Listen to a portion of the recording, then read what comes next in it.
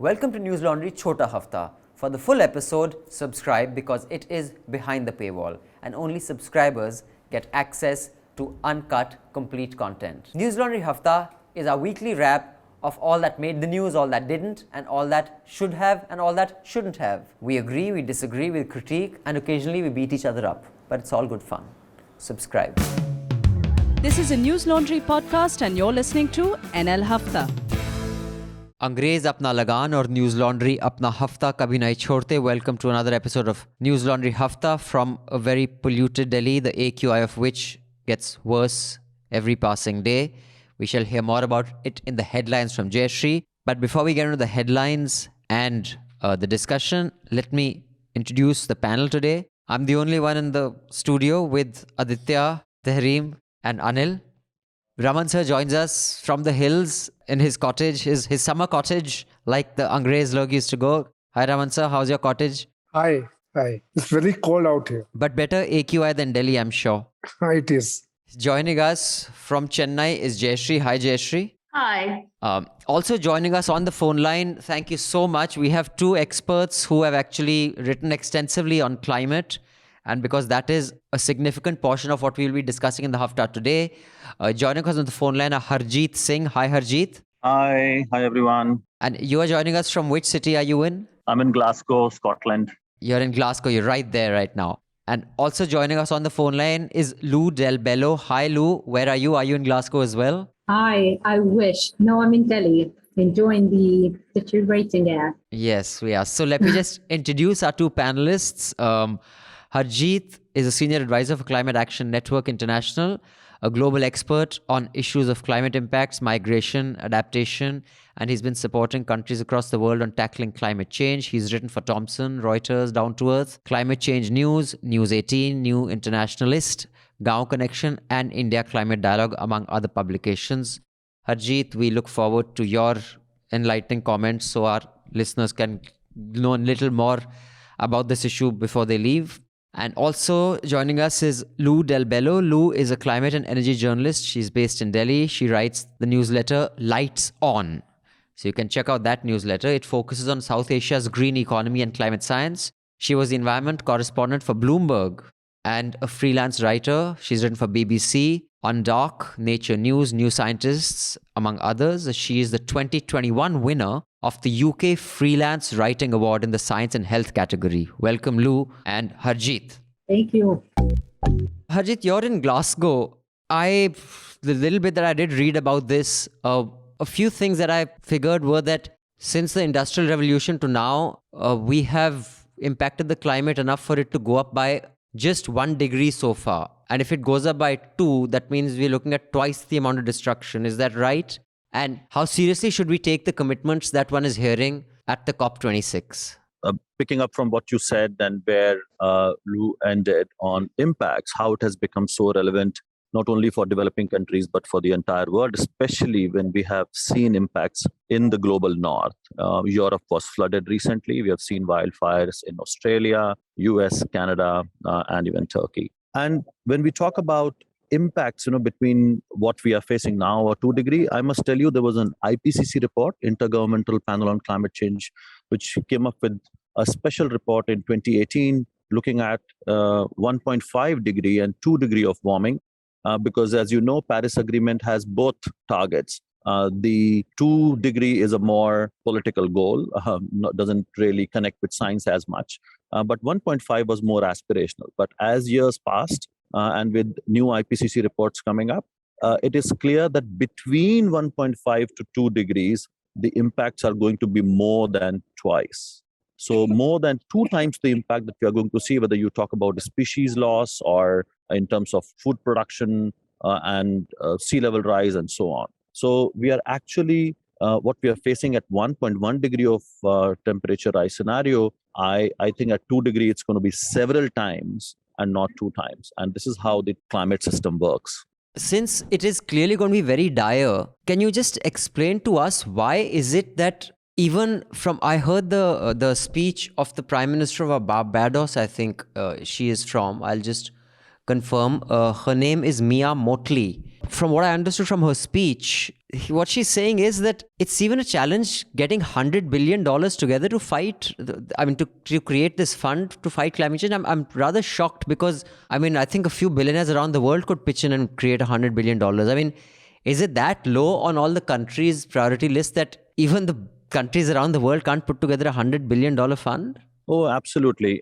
So what we need, and in fact, this promise goes back to 2009, when rich countries committed to provide $100 billion a year.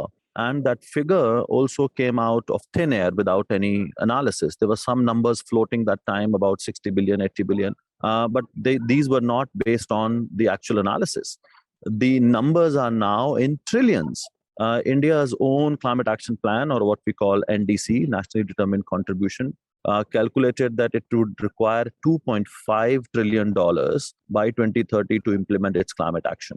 And a recent report from Africa, where they have resolved and calculated that they will be needing $1.3 trillion per year by 2030. So we have to talk about trillions, but $100 billion happens to be a commitment, as I said, going back to 2009, which is supposed to be a seed money to attract those trillions. And you're right. The reality is that it's not difficult to put that fund together and keep funding it every year. And we could clearly see that in response to COVID pandemic, trillions could be organized in no time. So what's the problem? Rich countries do not want to give away that money, which is not aid, which is not a favor. It is an obligation because they are the ones who caused the crisis. So many agreements have happened in the past also. Say Montreal Protocol 1987, then you had Kyoto, this was in 2005, and then this Paris Agreement. Aren't we lagging behind, at the implementation level? How do you see, how are we doing anything on that front practically? A. And B, second question is, every second year or third year, we just hear, new things, the new dialogue on environment. So is there any continuity in between, in Kyoto, Paris, and now Glasgow? So these are very good questions. I think it's interesting that you mentioned the Montreal Protocol, because this is hailed as one of the, I would say, the big success for international diplomacy when it comes to the environment, because countries have effectively phased out the gases that were creating this problem, and the ozone layer is actually restoring. So I think there are a lot of lessons to learn from the Montreal Protocol and how it was implemented. And one way in which it was implemented was to have a very granular presence on the ground, which is something that I think would be very, very important going forward. Like the Paris Agreement was a great start, obviously a very inspirational achievement, but it's really only the start. Like there isn't even a set of rules just yet for countries to follow and to be able to exchange carbon credits or carbon, I can't remember how they're called, but there's a technical term that is not quite carbon credits.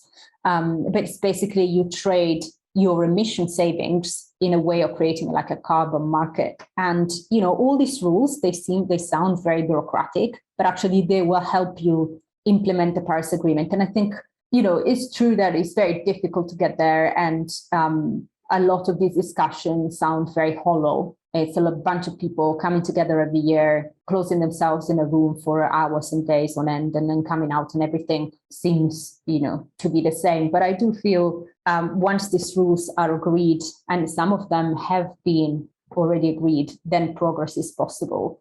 Like in just in 2015, when Paris Agreement was signed, I would say myself personally, but many other people were not hopeful at all that the 1.5 target would ever be on the table. And, we were just not optimistic about the 2 degrees. Whereas now, at least there's something that dominates the conversation. So I think progress is slow, but I think you start by changing the conversation around something, and then politics follows, and then businesses also follow.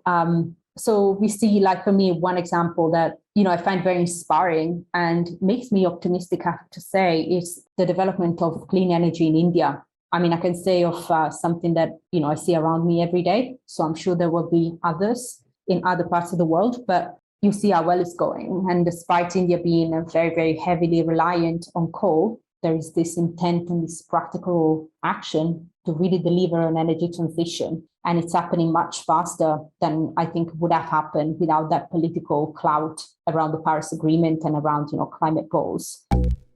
In the context of what you were saying, Lou and Harjeet, about developing countries, I wanted to ask, I know the US and the West have started to reduce their carbon emissions, but I think one way they achieve that is because a lot of their production polluting activities are done in countries like China, where goods consumed in the West are produced there. So is this factored in when you're calculating a country's emissions? Do you think that these emissions should be put solely in China's account, or should they be added to Western countries' accounts? I mean, not to say that China's own domestic production does produce a lot of emissions, but is this also something that should be considered? And it is something that is partially starting to be considered, and it's one of the sticking points for the trading of carbon credits, for example, like when you reduce your emissions at home and you trade your carbon credits, what's going to happen? Is there going to be a double counting? So both the countries will claim these climate gains. In the case of China, it's very interesting because we know that China, for example, has been hard at work to decarbonize its domestic system. But then what happens with, for example, the Belt and Road, which is this gigantic trade operation, much of which is based on exporting fossil fuel capacity and carbon-intensive infrastructure and activities. We just think about what's happened in Africa or Pakistan. So I think this is a space that it's still very unregulated, and there is some awareness that things have to change. What we need to look at, the numbers that China has put on the table, how real they are. And we need to recognize when China says something, it does. And the current energy crisis that China is facing, one of the main reasons is their strong climate targets. Yes, they've shut down mines and they've made it much more difficult to open new coal mines as well. Exactly. So which means if China is saying it's going to peak before 2030 and it's going to be net zero before 2060, it's not a small thing to be done. But, the reality is in the international diplomacy, China and India have become punching bags so that, attention is diverted away from rich countries. The question that we need to be asking in these international spaces, and we do, is... Do you think any display of religiosity is pandering to Hindutva? Or how do you read this? Will it get votes at all? Do people in Goa want to visit any church outside Goa? I would have guessed not, because all the most magnificent churches are in Goa only. But you have a take on this, and then Jayashree, if she can give us her hot take. In politics, the secularism is known, as either the state makes equidistance from the religions, all kind of religions, or equal respect for all religion. Okay. So our Kejriwal, he opted for equal respect for all religion. So he is offering pilgrimage to every religion, the older people of every religion. So having said that, I think here the Kejriwal is more driven, by the politics of it. And the politics of it is the BJP rallies around the fact that they are the most Deshbhakt, they are the most nationalist, they are the most Hindu than anybody else. And this has been a success so far for the BJP. I mean, it has really, it has definitely divided the society. It has harmed us a lot. It has really harmed us so much that I don't see that we will bounce back, in another 5 years or so. But yes, I am optimistic. If there is a decay, there will be development too. So I feel this is the politics of the BJP, and Kejriwal, he's just riding on it. He wants to ensure that the people should not view Aam Aadmi Party as anti-Hindu party, and the people should not view them as less Deshbhakt than the BJP. Jayashree, your take on this? If you had a choice, which one would you take? Which package will you take? Sorry, I go to Velankari because it's closest. I'm not a traveler. No, so I feel, okay, at a very base level, this is buffoonery. I think Kejriwal does want to tap into the Hindutva electorate, but at the same time, he wants to appear as being secular. So he chooses the most idiotic plan, which is to not only offer pilgrimages to Ayodhya for Goa's elders, but also to 3 other random places which is something that nobody else is promising. And obviously now he's the butt of all jokes because people are saying, oh, what about the Buddhists? What about the Parsis? So it's like a farce. But also what isn't funny is that I think he's showing that religion is not really an election tactic anymore. It is a bit of the AAP's policy. It's basically a center-right party that's realizing it needs this section of the vote bank. And it's also in some ways trying to be an alternative to the BJP, but it can't really reconcile the two. And as a party, it has looked the other way when we talk about violence against minorities in Delhi. So I don't know realistically what inroads they're planning to make in Goa. But this is a signpost for its voters elsewhere. All of you listening in, the Chhota Hafta, do subscribe so you can listen to the entire Hafta. We will see you again next week with the Hafta. Till then, subscribe, pay to keep news free, because when the public pays, the public is served. When advertisers pay, advertisers are served. Thank you. Goodbye. All the News Laundry podcasts are available on Stitcher, iTunes, and any other podcast platform. Please subscribe to News Laundry. Help us keep news independent. To catch all our podcasts on news, pop culture, current affairs, and sport, visit newslaundry.com. Follow us on Facebook, Twitter, and Instagram, and subscribe to our YouTube channel. Sun liya Afrika, mufat khoro. Not to brag or anything, but News Laundry Hafta features in the top 50 in the world on SoundCloud in the news and politics category for podcasts. So do subscribe and see what you're missing, because when the public pays, the public is served. When advertisers pay, advertisers are served. Subscribe, help keep news independent and free. All News Laundry podcasts are available on iTunes and Stitcher and any other podcast platform.